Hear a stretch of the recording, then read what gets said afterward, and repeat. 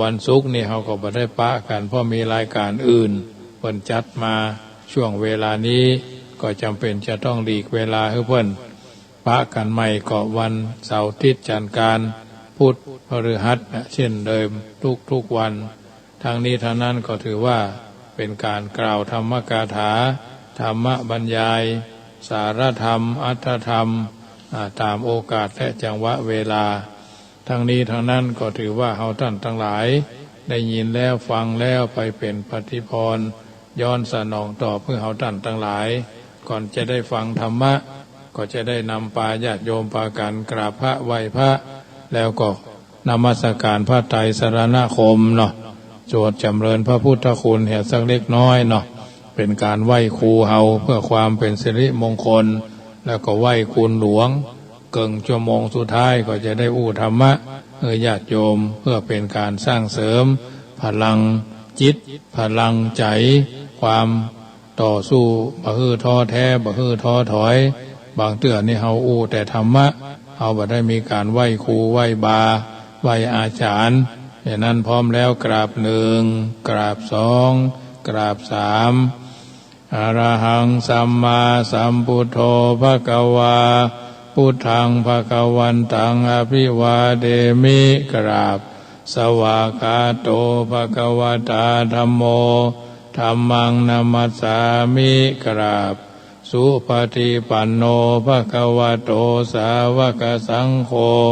สังฆังนามามิกราบมาตาปิตุคุณังอหังวันทามิกราบคุณูปการีวันทามิกราบกราบพระพุทธกราบพระธรรมกราบพระสงฆ์กราบระลึกถึงคุณพ่อคุณแม่กราบระลึกถึงคุณครูบาอาจารย์สำหรับที่ท่านทำการทำงานอยู่หรือเอางานมาเคลียร์ที่บ้านก็ใจหูฟังเนาะสำหรับพ่ออุ้ยแม่อุ้ยพ่อลุงแม่ป้า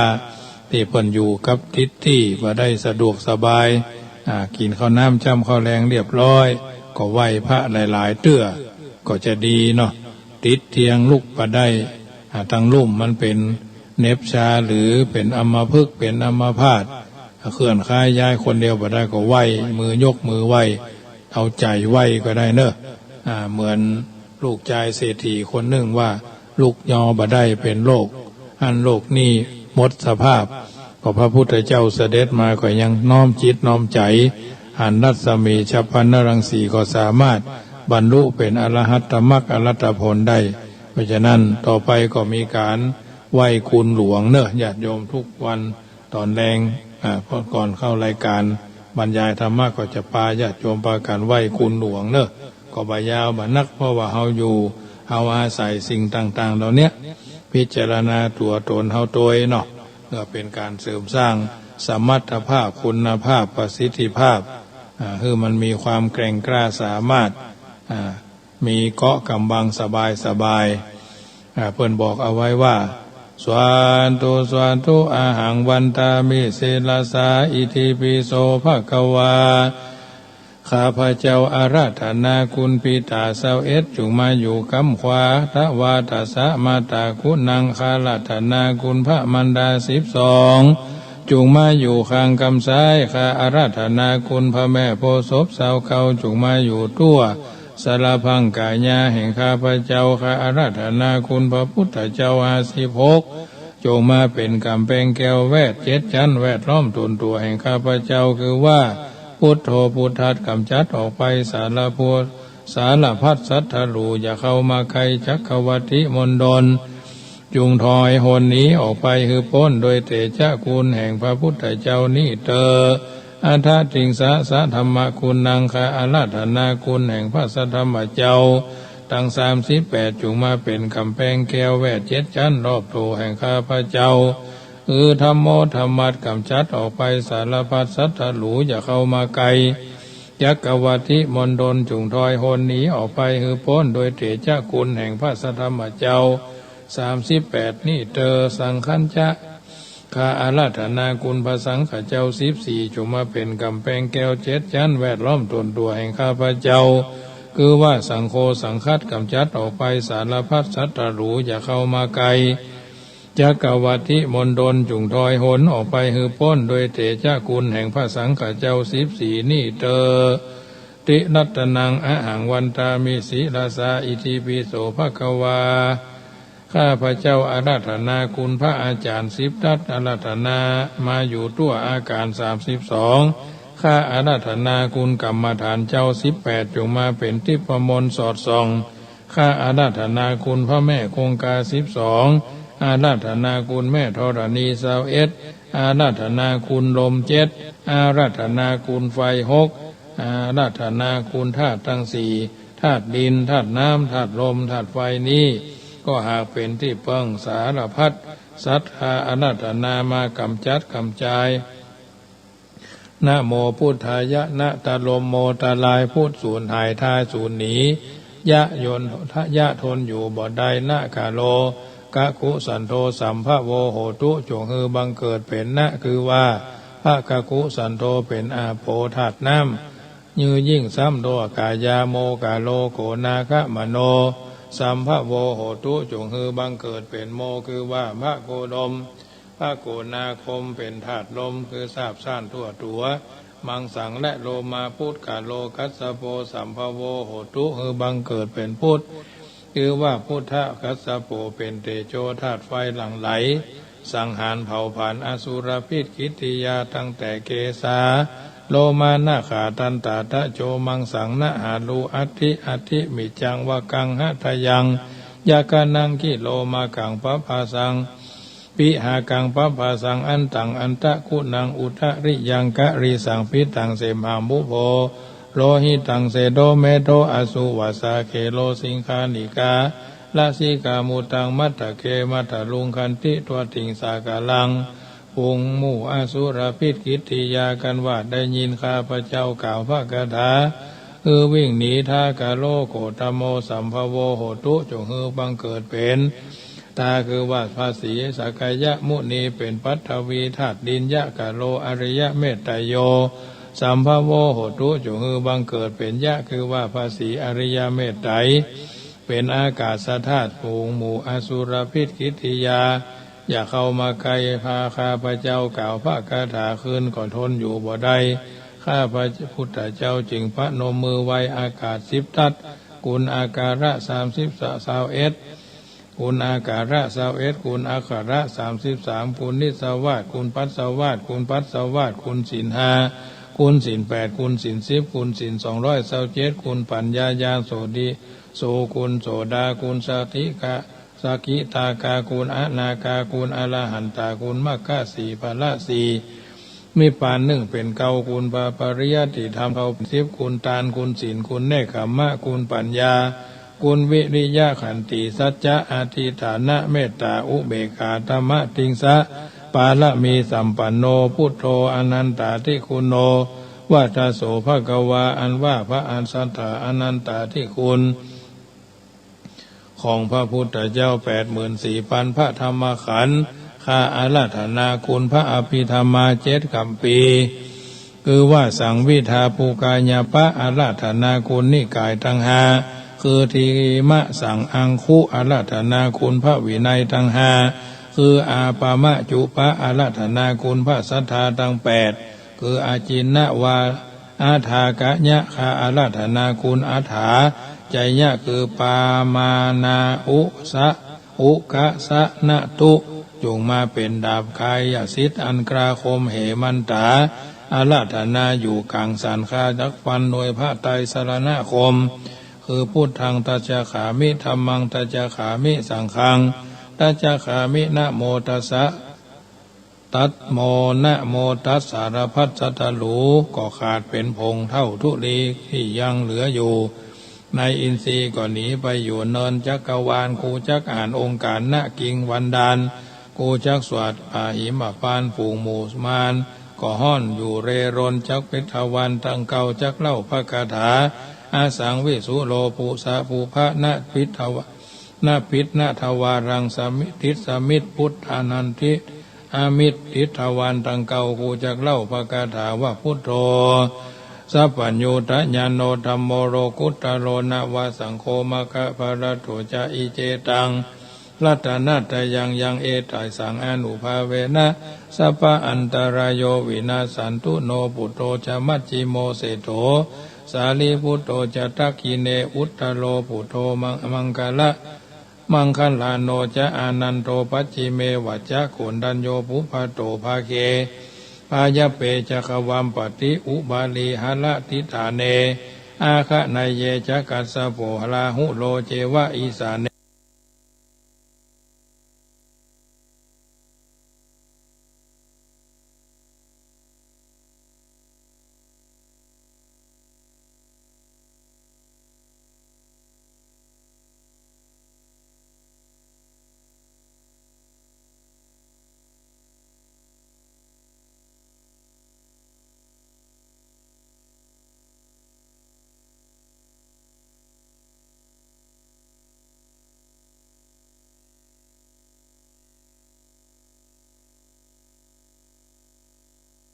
สวนที่เราได้อาศัยเพิ่งบารมีคุณท่านทั้งหลายขึ้นมาสัมพิทักษ์รักษาปกปักรักษาเนาะก่อนอื่นก็ขออนุโมทนากับโยมแม่คำแปงหมอกเมฆนะบ้านทรายมูลแม่ริมเนาะร่วมทำบุญกฐินกองทุนอาหารเลี้ยงคนไวรัสโควิด-19 100เป็น200 บาทแม่สายบัวนุจิประพันธ์นะอันนี้ก็บ้านเดียวกันเนาะร่วมทำบุญ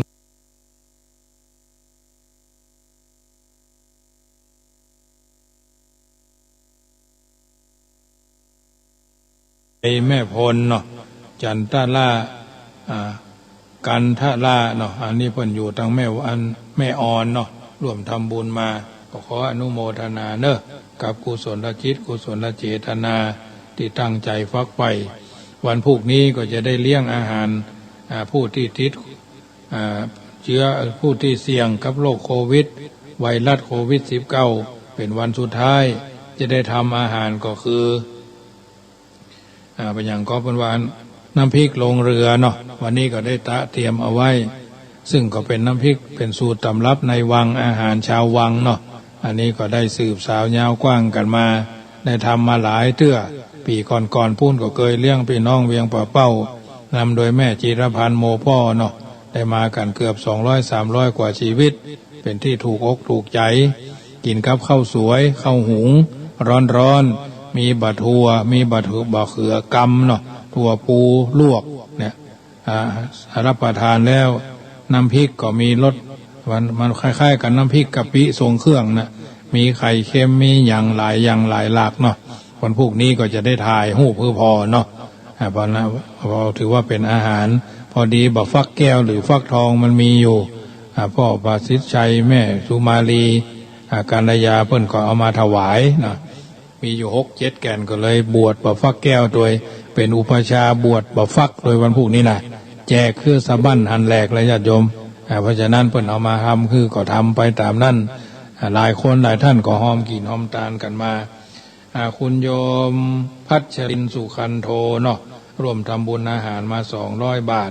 กฐินมาแถม3 กองจ่าสิบเอกประพันธ์โยมพัชรีสุขันพัชรินสุขันโทพร้อมครอบครัวเจ้าวานร่วมทำบุญอนุโมทนาเนอะ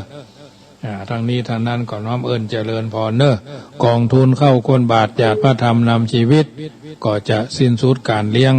คนที่ถูกกักบริเวณด้วยไวรัส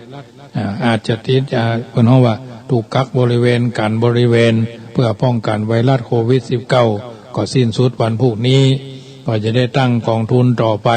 เพื่อตั้งทำมหาญาติวันที่30 ธันวาส่วนกฐินทานปีนี้บ่มีเจ้าภาพเป็นกิจจลักษณะจึงจะได้ประชาสัมพันธ์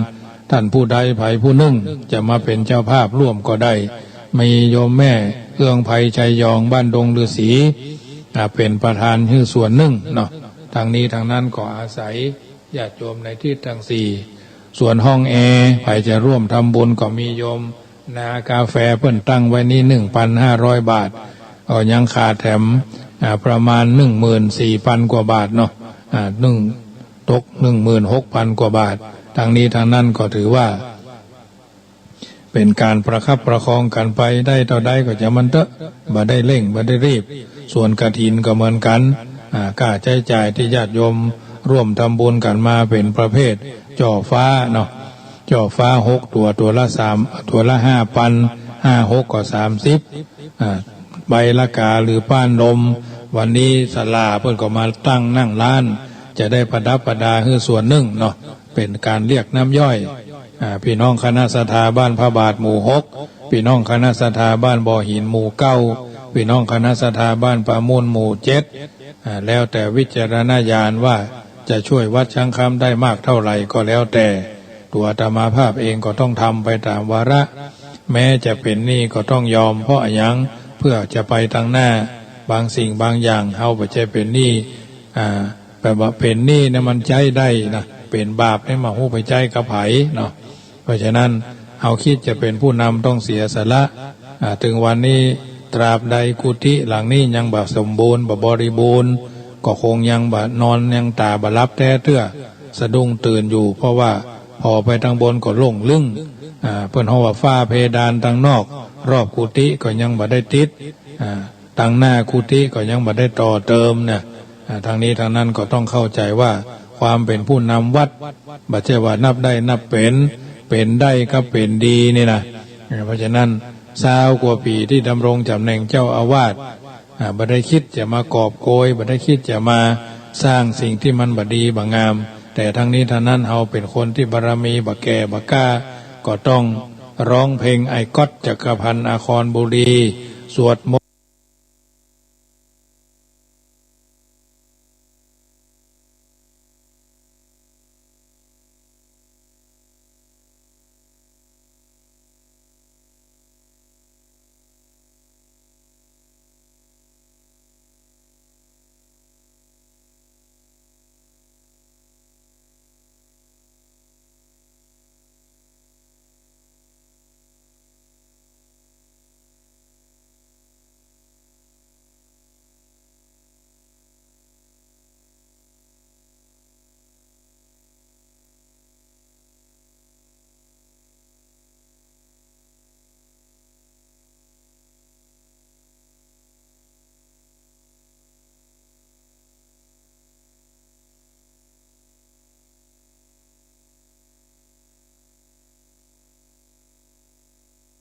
อยู่ได้สบายอดีตเจ้าอาวาสเพิ่นก็บ่มีหยังเพิ่นก็ว่าโอ้ท่านมาหาผมก็มีหยังหลายนะสมัยผู้เป็นเจ้าอาวาสอุบาเพิ่นก็อายุ71 วาษาเนาะได้ถึงแก่มรณภาพไปพระเดชพระคุณหลวงปู่พระพรหมมงคลทองสิริมังคโลเพิ่นมาสมัยนั้นเป็นพระราชพรหมาจารย์นะอุบาทองมาแบบสบายบ่มีไผเฟือบ่มีไผประคับประคองแหละเปิ่นเดินสบายไปนั่งฉันเข้าในวิหารถามสบายเอาผ้าปาดบ่าเห็นน้อยๆตัวเพิ่นก็บ่อ้วนอย่างนักเดินสบายหลวงปู่ทองนะฉันเข้าก็ธรรมดาฉันเข้าบ่มีเครียดบ่มีหยังคือทำตัวแบบสบายบ่มีการกันบ่มีลูกศิษย์ลูกหามานักมาหลายเหมือนสมัยก่อนที่เพิ่นจะมรณภาพเพราะเพิ่นชราภาพอันนี้ก็ถือว่าเป็นบุญครั้งหนึ่งเมื่อปี2547มีนา2547เป็นวันพระราชทานเพลิงศพมูลค่าที่ได้สร้างวัดจังกำตมาเก็บหอมรอมริบญาติโยมก็ร่วมกันมาเพราะฉะนั้นเทศกาลมหากฐินเนี่ยเอาจะได้ฮู้ว่าไผมีน้ำใจไผมีความจริงใจไผมีความบริสุทธิ์ใจใครกินใครทานเรื่องกฐินทานเนี่ยเอาจะฮู้เศรษฐีใจบุญนายทุนจะดีก็จะฮู้แต่สภาวะการเหตุการณ์สิ่งแวดล้อมปัจจุบันมันทำเมื่อเขาตั้งหลายต้องรัดเข็มขัดนะบางวัดเงินคนไทยนี่มีเงินกระจุกคนรวยนั่นมันมีน้อยคนตุกมีนักญาติโยมเพราะฉะนั้นวัดในเมืองก็ยังแควนน้อยเพื่อนแข่งกันกินเพื่อนแข่งกันทานนะอาตมาภาพก็อาศัยวิทยุพ่อแม่พี่น้องศรัทธาญาติโยมในทิศทั้งสี่ช่วยกันมาเพราะฉะนั้นถ้าเป็นคนตรณีที่เหนียวนี่บทโทษรถนี่เอาจอดไว้ตั้งแต่ประตูวัดซอยเข้าวัดมาถึงซื้อรถต่อกันมาตั้งแต่ถึงหน้ากุฏินี่ละเพราะฉะนั้นได้ซ้ายก็จ่ายขวาถึงวันนี้บ่ได้กลัวยังกลัวขี้เหี้ยเข้าตาและรับลูกขวายนะสองอย่างนี้ใจบ่ได้แล้วนะเพราะฉะนั้นสะดุ้งตื่นมันก็ต้องตื่นนะตื่นมาเนี่ยยัง บริหารกายของตัวเก่าฉันสอนโอวันตินน้ำเต้าหู้ก็เดินออกกายบริหารเนาะส่งน้ำส่งยังก็ไหว้พระสวดมนต์ตีสี่เกิงก็ตีละครั้งทำอย่างเงี้ยเพราะฉะนั้นได้เท่าใดบ่ได้เท่าใดเฮาก็บ่ต้องไปเครียดญาติโยมก็เช่นเดียวกันเคยกินเคยทานวัดไหนก็จะไปละเคยทำบุญ10,000ก็เหลือสัก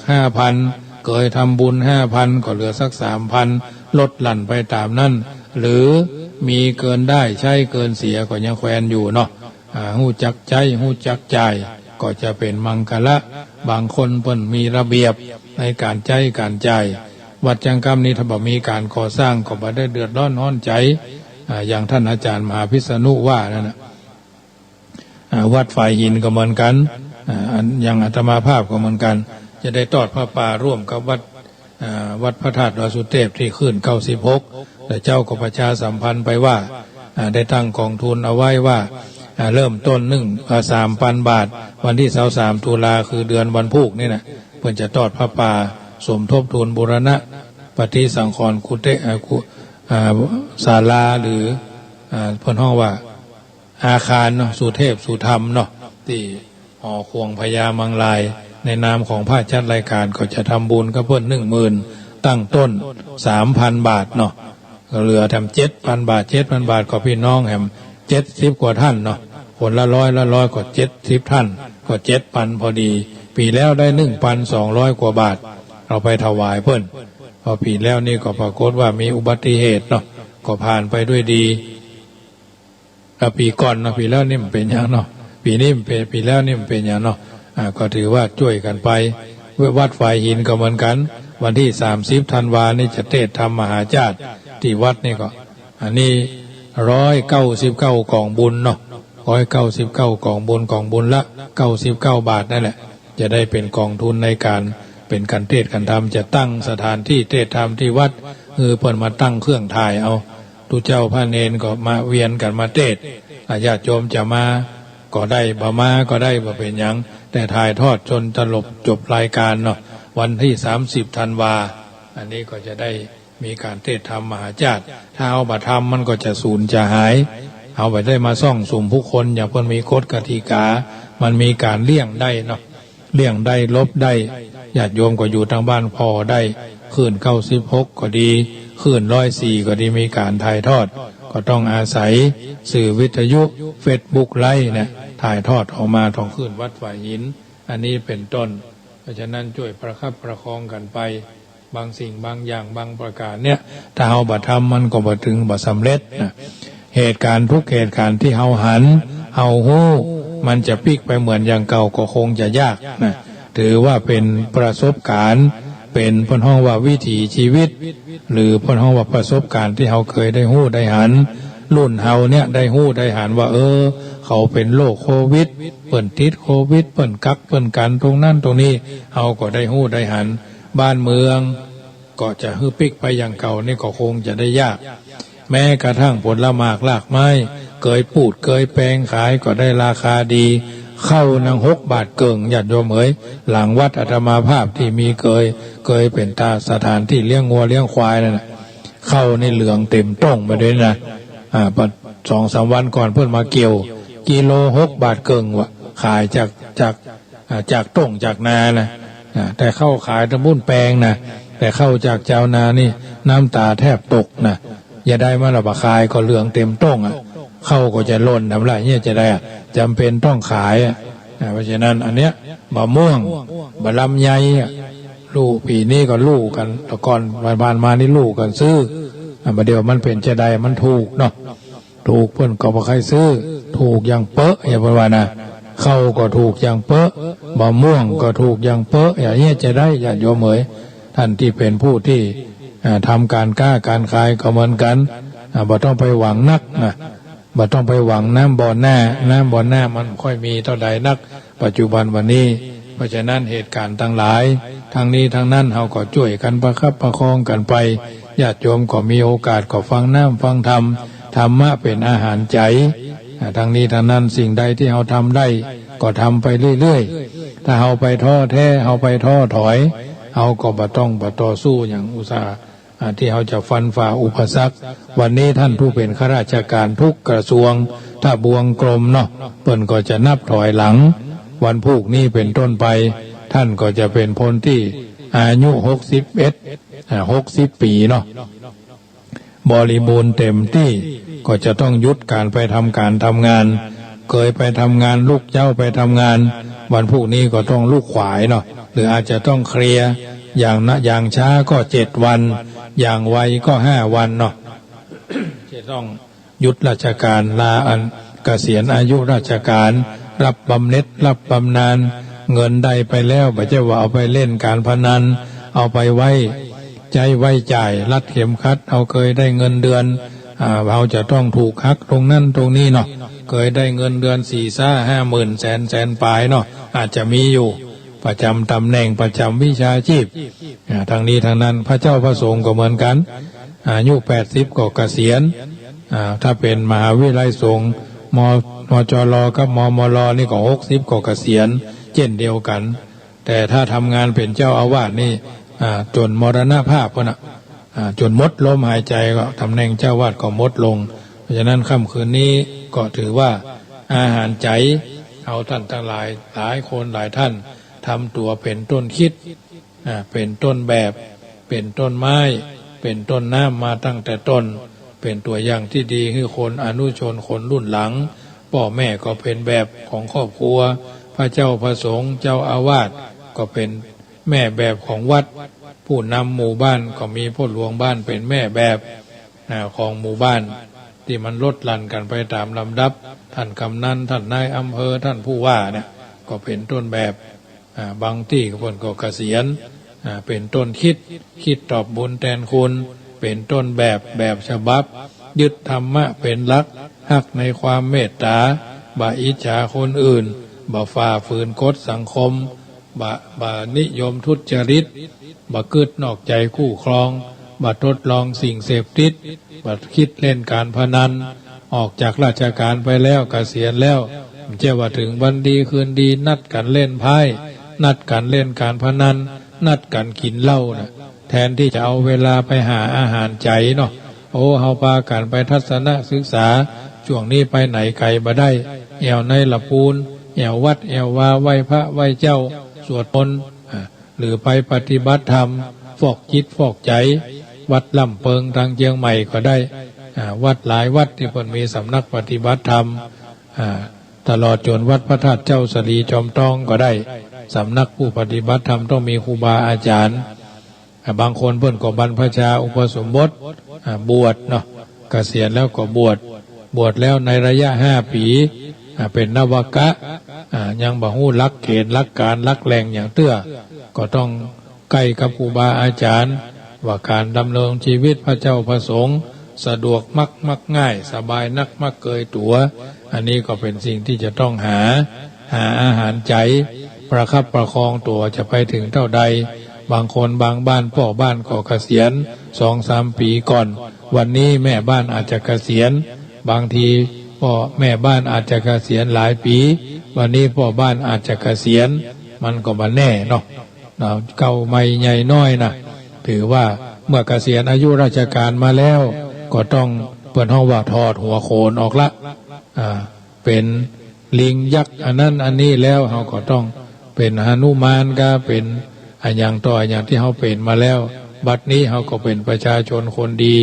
ในสังคมคนหนึ่งช่วยเหลือสังคมเพื่อนบ้านในสังคมเขาอาจจะมีคนผู้ด้อยความสามารถด้อยความรู้